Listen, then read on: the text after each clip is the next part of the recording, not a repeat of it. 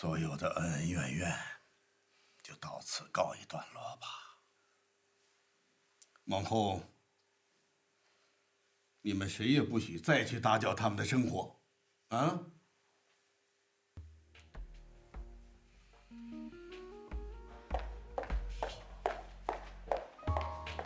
那是拿我的简体去验的，怎么可能会是这种结果？一定是弄错了，弄错了。所以确定了？这还用问确定了？这当然了，黄您知道吧？99.99%那个纯度比黄金都差不多要高了，真懒。哎，你是没有见到那个叶明涛他老婆那个样子，那个脸啊，全是拧在一起，气死了都快，完全不相信。就是啊，本来我们还担心叶琳他妈会搞鬼呢，想说要是结果出了什么差错，那肯定得闹到把所有人的简体都留下来一一检测。没错。你们两个太胡闹了。那些陈年往事，我早就不放在心上了。你们干嘛要闹出那些事情来呢？小飞，咱们快点搬走吧。我真的不愿意再跟杨家有任何牵扯了。王母，请放心，我已经在进行了。再过一阵子，我跟房东谈妥了，我们随时都可以搬过去。一强，那你呢？如果你搬过去的话，我也要搬过去哦。这杭州离这边这么近，我随时会回来的，这是我的根据地嘛，所以你不用跟着去了。我不管，你去哪里，我都要跟着你，听到没有？不是那个，不要乱搞，注意素质啊！这回头再说了。妈，你就别担心了，没事的。我们要开始新的生活了。对，新的生活，新的生活。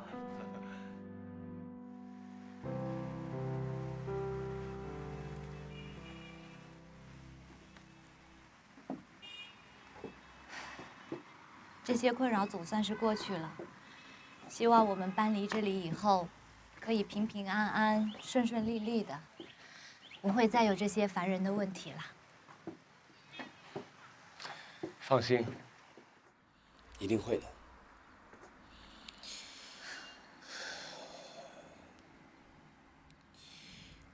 如果难过，就哭吧。我知道，你为了不让家人担心，所以总是表现出一切都过去的模样。但我知道，你始终还是为了失去孩子的事隐隐作痛。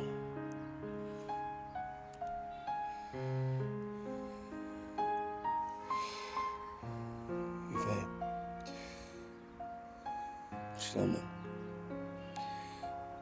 每当我看到你脸上有这么坚强的笑容，我就知道其实你心里是哭着的。你就放声的哭吧，这样忍着，伤痛是没办法痊愈的。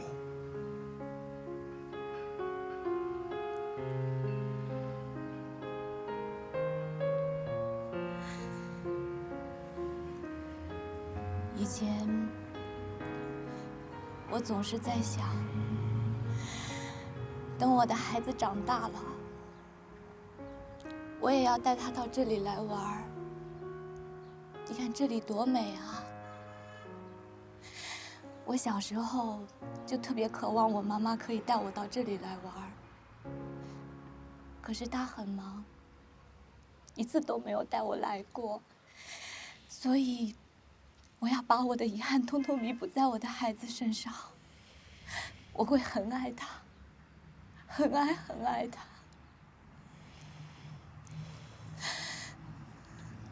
可是孩子没有了，我的小天使，他还来不及让我看看他长成什么模样，他就回去了。你说我能不难受吗？你知道吗？我每天早上醒来第一件事情就是摸摸我的肚子，然后就想到我的孩子没有了，我真的很难受，很伤心。可是我看到我妈妈伤心、难过、自责的样子，我又必须告诉我自己，我要坚强，我不可以这样，我要忍着，我一定要忍着，我不管怎样都要忍着，我不可以伤心，我不可以难过，我一定要坚强。我了解，我都了解，你就放声的哭吧。在我面前，不必忍着。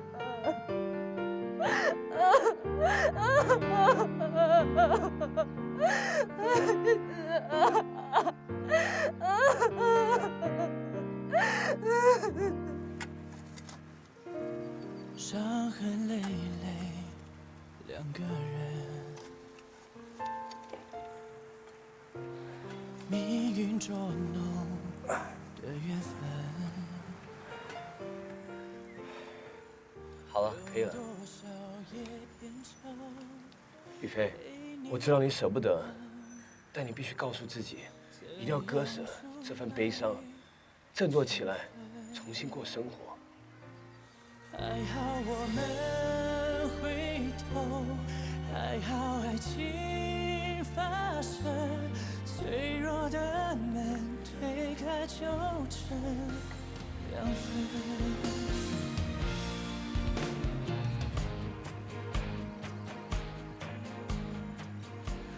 宝宝，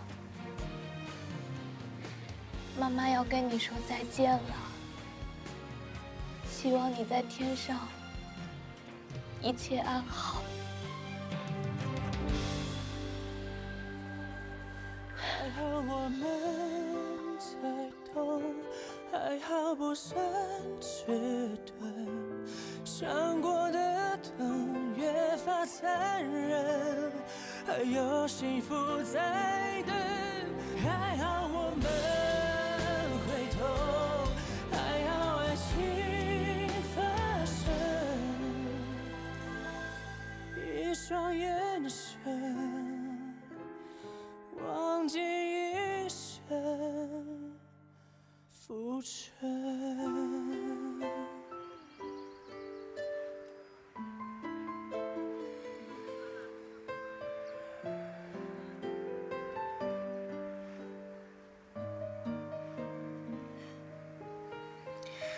走吧。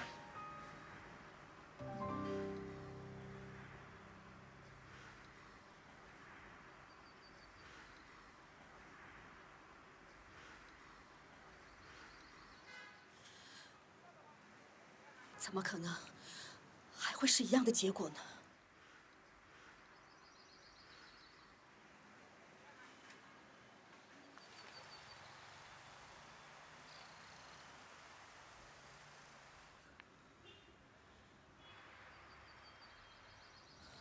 不行，我一定要查清楚。待会儿我会去医院看小伟，然后去公司处理点事情。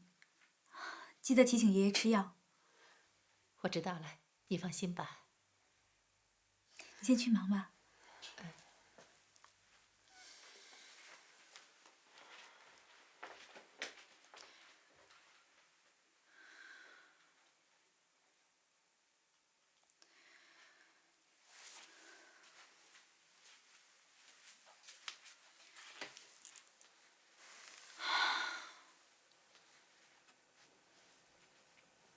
我一定要振作起来，全家都靠我了。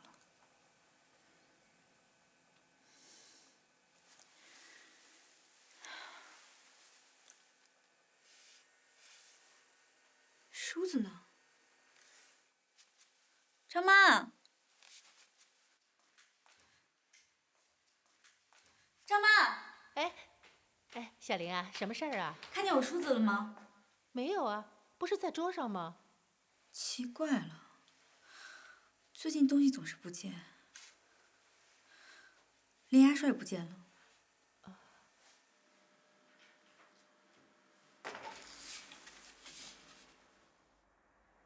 院长，您回来了。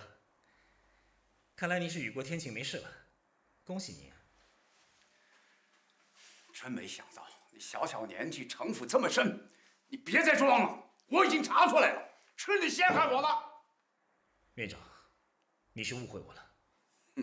夏雨阳，我能一路过关斩将，坐上院长这个位子，也不是一点能耐都没有。如果连这个事儿都查不出来，我也白混了。可惜呀，你费尽心思把我拉下，可是你自己却跌得比我更惨，这就是你的报应。早晚你也得从这家医院里滚蛋。院长，我承认，我确实和你一样跌落谷底，但我有一点比您强，那就是我还年轻。我想假以时日，我还是可以翻身的。而你呢，已经老头子一个了，还是把时间拿来预防心脏病、高血压比较实在，不要痴心妄想，东山再起了。年轻人，你也想得太天真了吧？你真以为自己还有机会？实话告诉你吧，你不只是基金会执行长的位子落空，连原来的秘书工作也保不了多久了。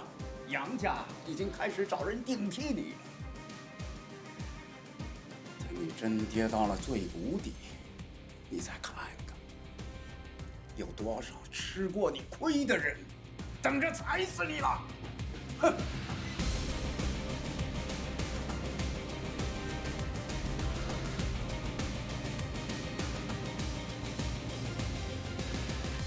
！2天后我会亲自来拿检验报告，务必要做到最仔细。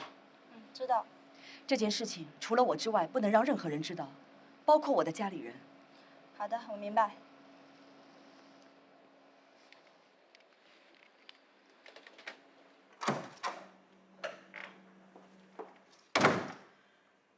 老天爷，请保佑，真是我弄错了。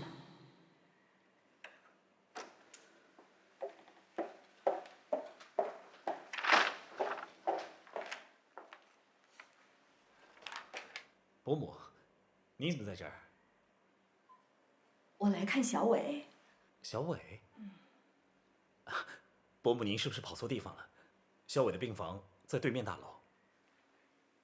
啊，对对，我忘了。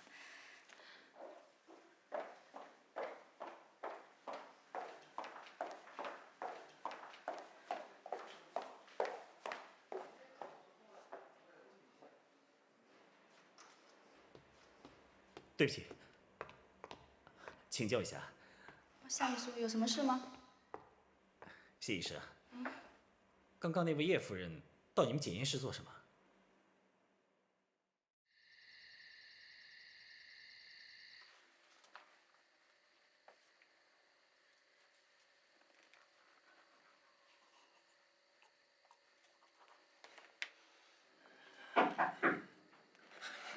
别烦我，我谁都不想见。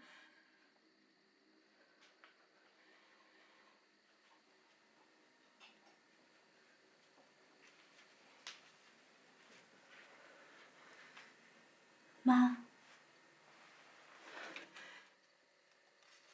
小林，这么晚了，你怎么还没休息啊？您不是也还没睡吗？是不是还在为于飞的事情烦啊？妈没事。我是你女儿，有没有事情我会看不出来吗？你要是没事啊，就不会3更半夜的还在看这份报告了。别看，这没什么可看的。妈，这件事情已经成为事实了，就不要再为这件事情伤心难过了。怕现在日子也不好过，公司上的事情，爷爷基本上不再让他过问了。你又不让他回房睡，他已经为这件事情吃尽苦头了。那是他活该，我就让他一辈子睡客房。妈，看在他是我们父亲的份上，就原谅他这一次吧。以后啊，我们过我们的，于飞他们过他们的，大家老死不相往来就是了。妈，今晚我陪你睡好不好？就像小时候一样，只要你跟爸一吵架，我们就好好聊聊天。别碰我！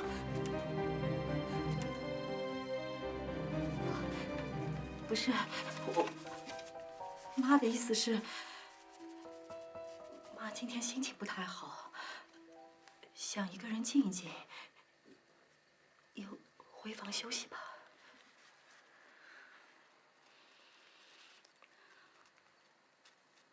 妈，你一个人可以吗？可以。那我回房睡了，早点休息。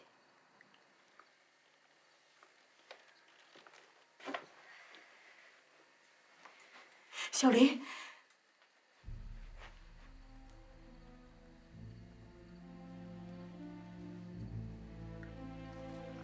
妈爱你。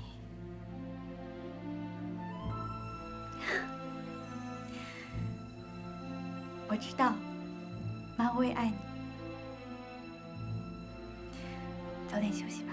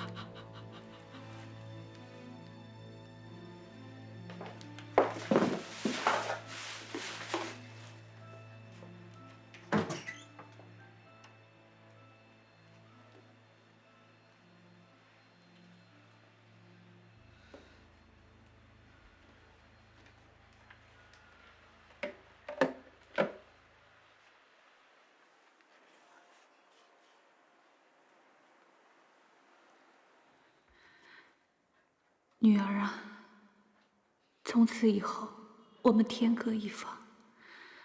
也许到我老死的那天，我都没有机会再见到你了。妈，你看这些东西，吓我一跳。这不是当初叶琳送我的那双舞鞋吗？没想到您还留着啊。我当初忘了扔了，不要了。你这些东西也都不要了。以后呀，我们要重新开始的。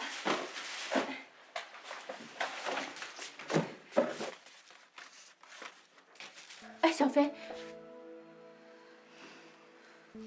这么漂亮的鞋子扔了多可惜啊！我想把它当做一个纪念，纪念那段最纯洁的友谊。毕竟那种感觉和状态，以后不会再有了。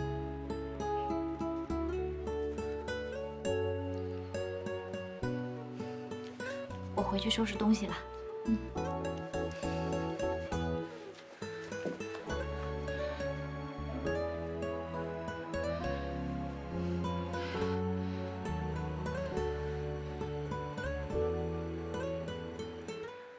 我怎么又忘了？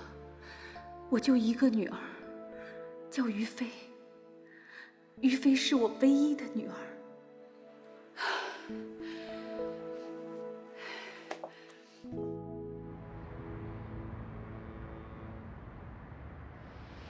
叶夫人，这是您要的检验报告。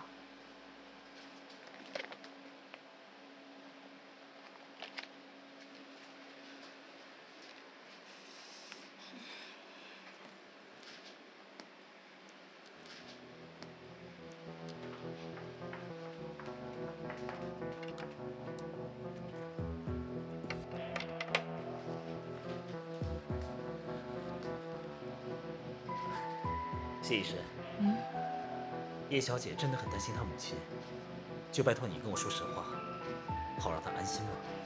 夏秘书，非常抱歉，叶夫人已经吩咐过，不许让任何人知道，所以不管你怎么问，我都是不会说的。对不起啊。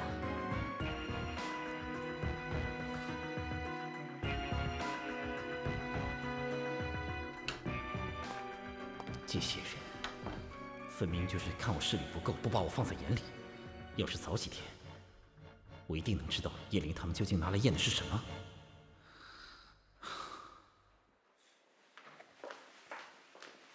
啊，有东西。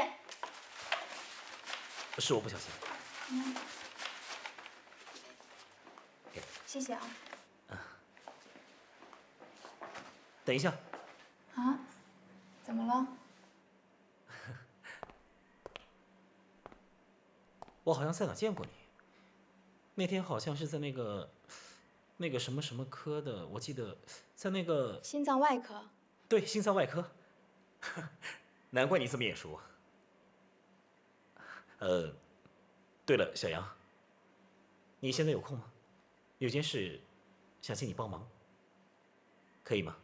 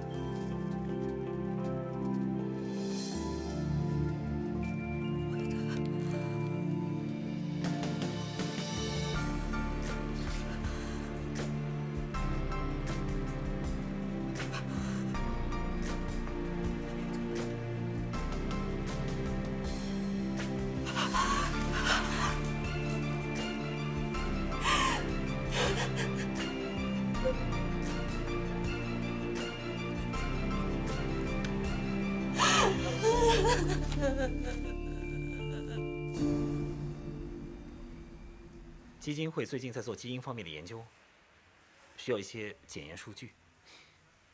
如果你愿意帮我这个忙，我们会节省很多时间。我记得前2天叶夫人到我们那里做 DNA 鉴定，你可以帮我拿到她的资料吗？但是我们有规定，这个不可以外泄的。小杨，我这么做完全是为了治疗叶伟。如果我可以拿到叶夫人的资料，我相信对叶伟的病很有帮助。就麻烦你帮帮我这个忙，可以吗？那我试试吧。那麻烦你了。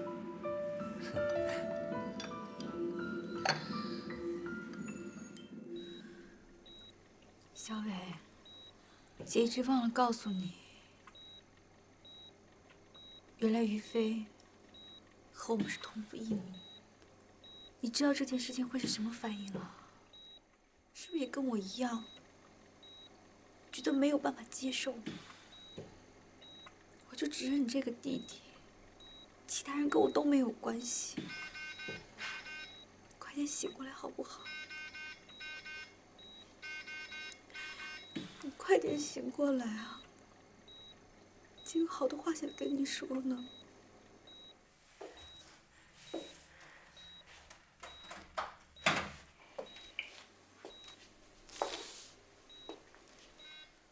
叶玲，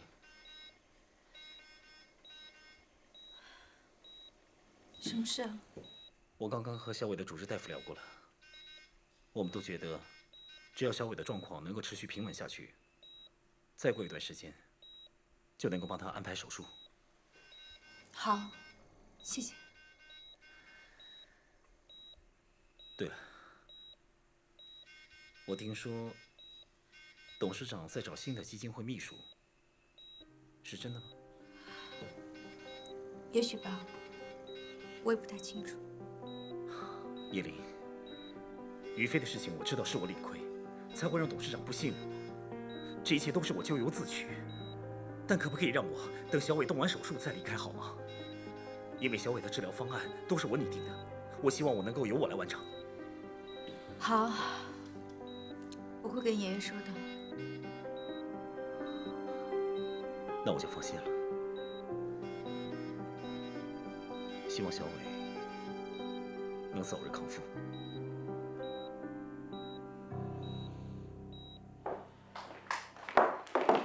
手续都带全了吧？妈，舅舅这段时间在外地拍戏，你一个人在家里我不放心，要不然你跟我们一起去吧。你们是去跟房东签合同，我去干什么呀？有这时间呀，我在家收拾东西了。好吧，伯母说的是。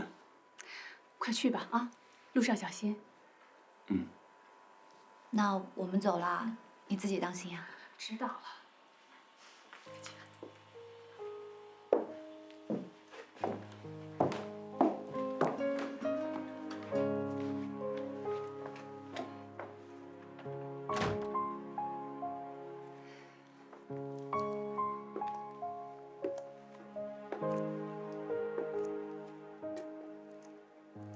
当初是为了能见到叶灵，所以选在这儿落脚。想不到，现在要离开了。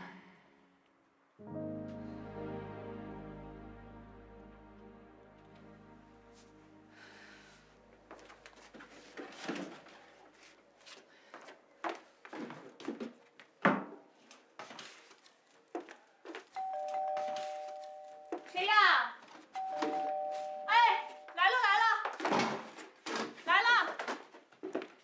哎，怎么这么着急呀？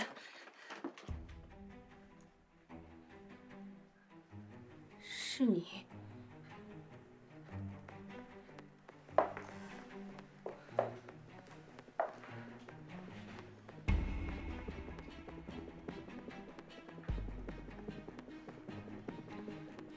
那天，当着杨董事长的面，我们不是已经说得很清楚了吗？从此以后，你跟我的恩怨一刀两断，你还来找我干什么？若真能一刀两断，我也不会来。于月，我问你，你老实的告诉我，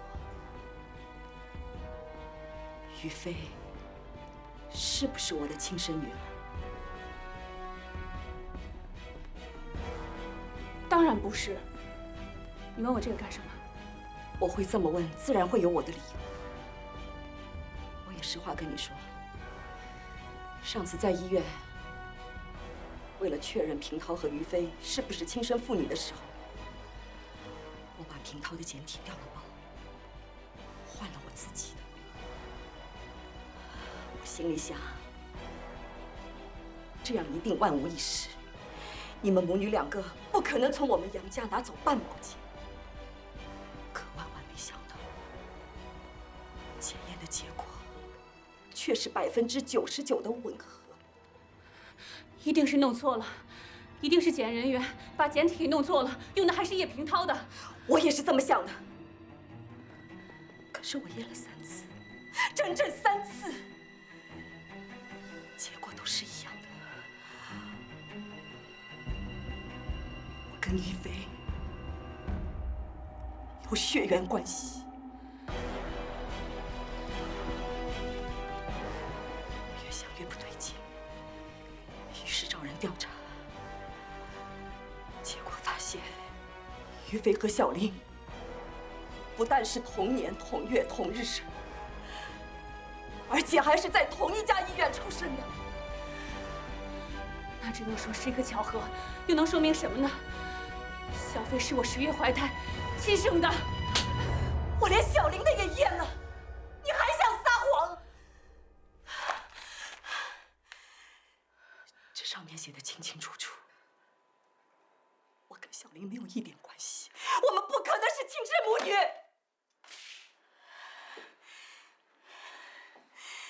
于月，这到底是怎么回事？啊！明明是我怀胎10月，疼到大半夜，剖腹生下的孩子居然不是我的亲生女儿，而明明是你于月生的孩子，居然跟我会有血缘关系。我百思不得其解，心只有一个，就是有人在他们出生之后动了手脚。你告诉我，是不是你？是不是你把这2个孩子调了包？你告诉我，你说呀！你告诉我，我有权利知道真相，是不是你？你说呀，是不是？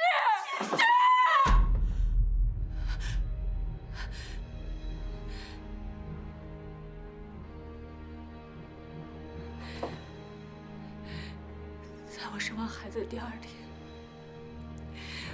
我无意中发现，你竟然跟我同在一家医院生产。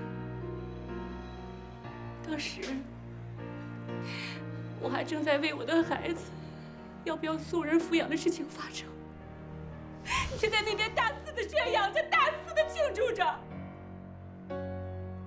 我心里有气有恨，凭什么一样半瓶想要什么就有什么，而我却要承担所有一切的痛苦？我不甘心，于是我心里就有一个疯狂的计划。我想给我的孩子一个不同的人生。我不希望他跟我一样，因为穷就眼睁睁地看着自己的幸福被别人抢走。就像你说的，生在一个好人家，以后想爱谁就爱谁，谁没有本事跟他抢？不可以！你为什么要这么做？你为什么要这么做？你为什么要这么做？我们2个人的恩怨，你冲我来，你为什么要伤害这2个无辜的孩子？为什么？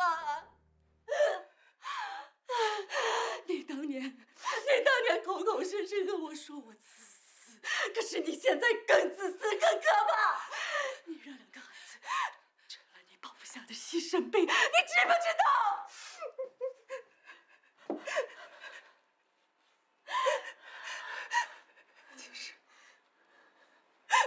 其实，我早就后悔了。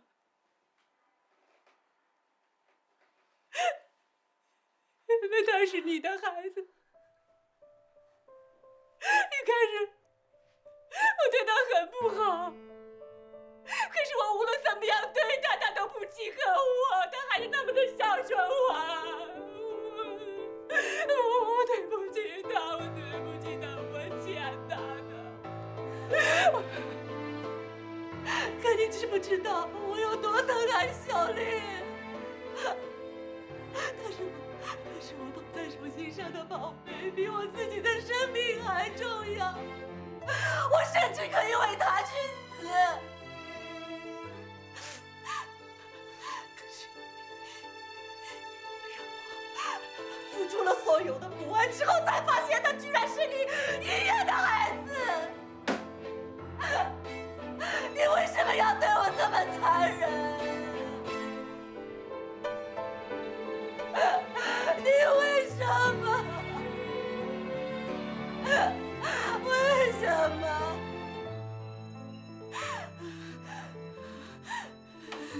对不起，对不起，对不起。这所有的一切，是你一句对不起可以一笔勾销的吗？于飞呢？于飞什么时候回来？我要告诉他真相。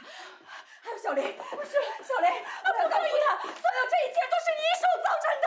你不能跟他说呀，为什么？孩子会受不了的。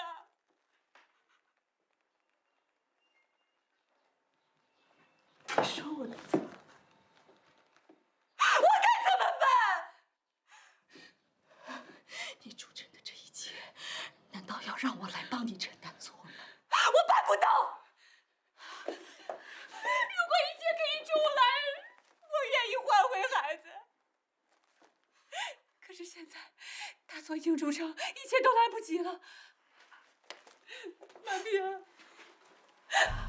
算我求你了，你千万不能把秘密说出去，不能再伤了孩子了。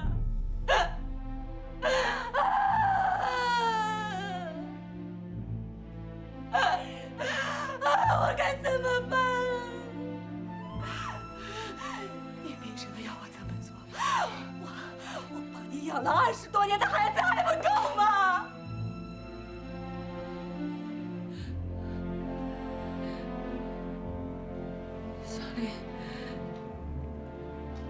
小林从来没有喊过我一声妈，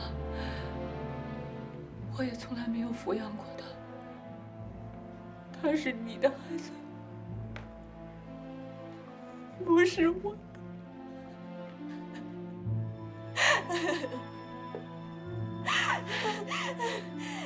你说的容易，我等了小林20多年，而你呢？你亏待我的女儿20多年，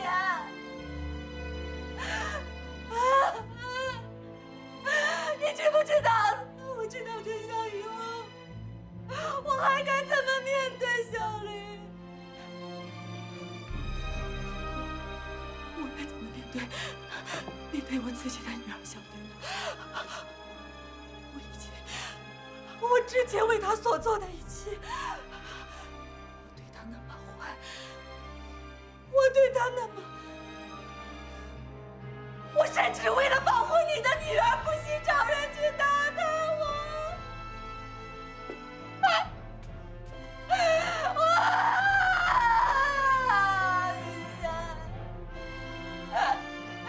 你为什么要这么做？我恨你，我恨不得我要掐死你！你为什么要对我这么残忍？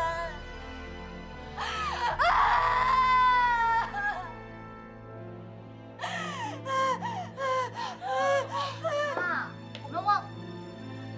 妈，我恨你！放开我！你干什么呀？你放开我！你放开我！你放开我！保姆，你别这样！你这个恶魔！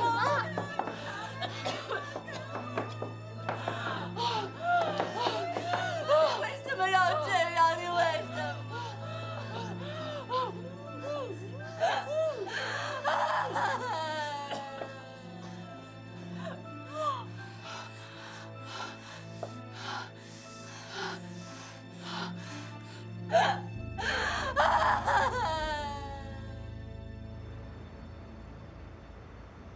谢谢，不客气。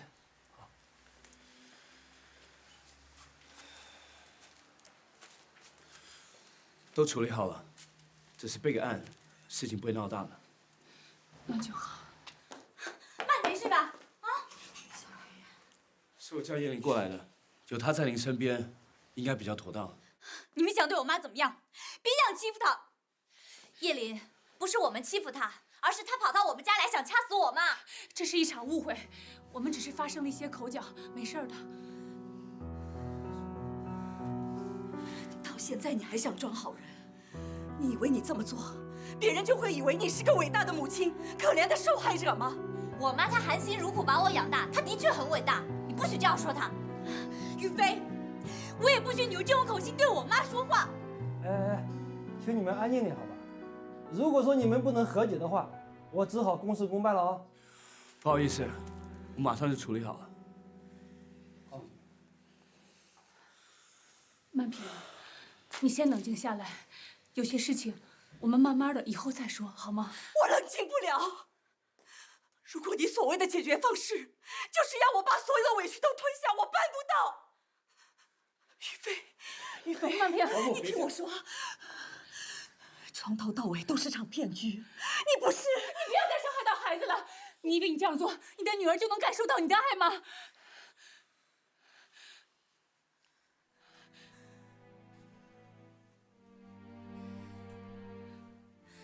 伯母，你想说什么就直说吧，我无所谓的。小飞，妈，我知道他想告诉我，我不是叶平涛的孩子。坦白说，如果我有权利选择，我宁可自己不是。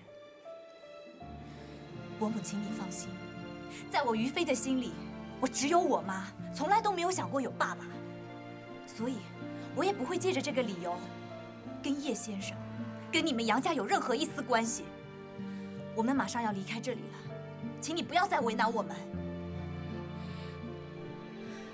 你们两个人不要再演戏了。如果真的有你们说的这么伟大，你们就不会勒索我爸，从我爷爷身上敲诈一笔钱。